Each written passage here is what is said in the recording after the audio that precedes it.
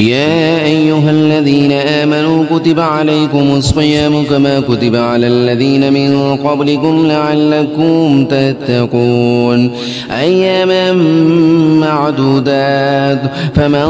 كان منكم مريضا أو على سفر فعدة من أيام أخر وعلى الذين يطيقونه فدية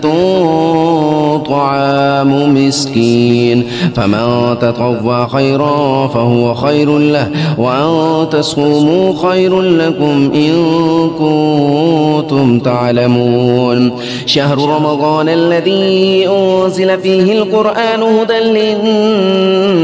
للناس وبينات من الهدى والفرقان فمن شهد منكم الشهر فليصم ومن كان مريضا أو على سفر فعدة من أيام أخر يريد الله بكم اليسر ولا يريد بكم العسر ولتكملوا العدة ولتكبروا الله على ما هداكم ولعلكم تشكرون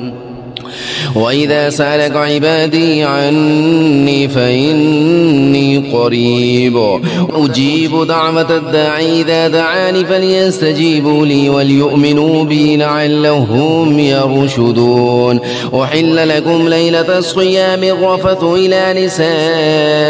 نسائكم هن لباس لكم وأنتم لباس لهن علم الله أنكم كنتم تختانون أنفسكم فتاب عليكم وعفى عنكم فالآن باشروهن وابتغوا ما كتب الله لكم وكلوا واشربوا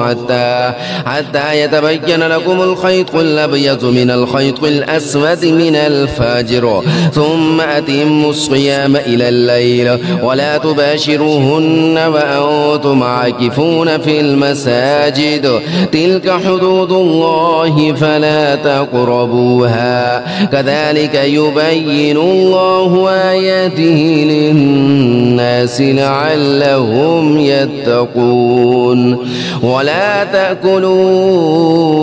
أموالكم